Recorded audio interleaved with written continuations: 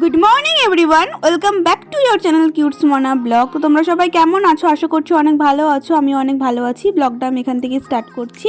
স্নান করেই খাওয়া দাওয়া কমপ্লিট করেই বেরিয়ে পড়লাম টিউশন পড়াতে।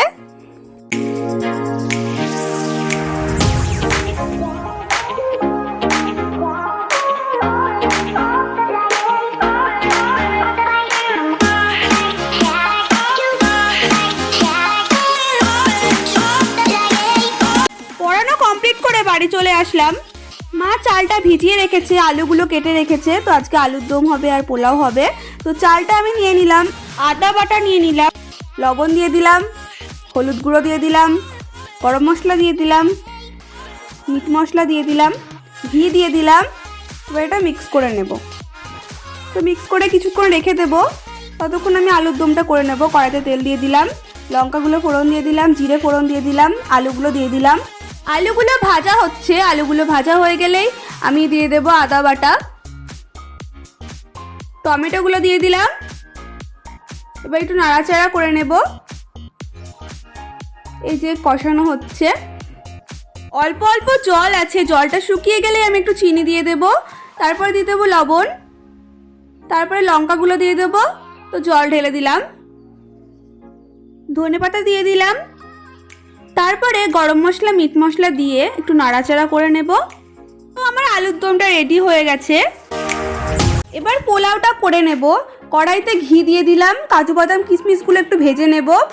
তারপরে গরম মশলা ফোড়ন দিয়ে দিলাম, তারপরে চালগুলো দিয়ে হালকা নাড়াচাড়া করেই এবার জল দিয়ে দেব। পরিমাণ মতো জলটা নিয়ে নিয়েছি। 4 কাপ চাল ছিল, 8 কাপ জল নিয়ে নিয়েছি। তো পোলাওটা রেডি হয়ে গেছে। কাজু বাদাম কিশমিশটা দিয়ে দিলাম। এই যে আমার খাবার রেডি। তারপরে বিকেলবেলা বেরিয়ে পড়লাম সবাই মিলে। আজকে ভক্তি উত্তরীয় উঠবে, সেখানে সবাই যাচ্ছি দেখতে।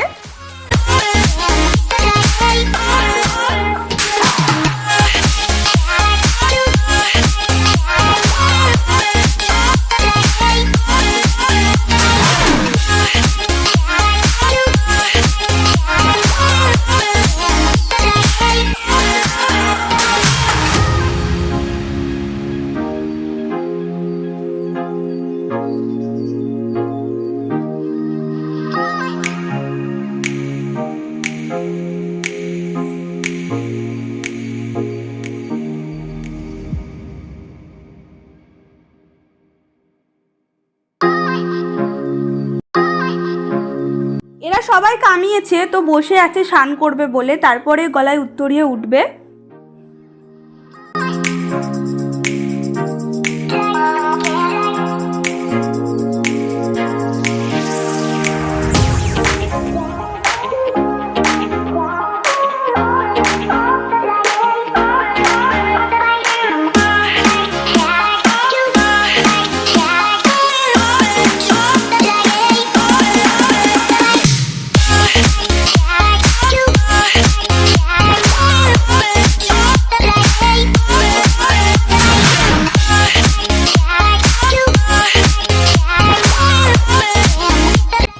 কমপ্লিট করে এবার সবাই চলে যাচ্ছে মন্দিরে।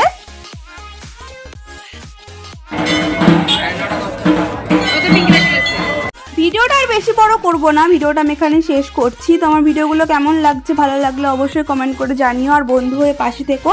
তো চলো, টাটা।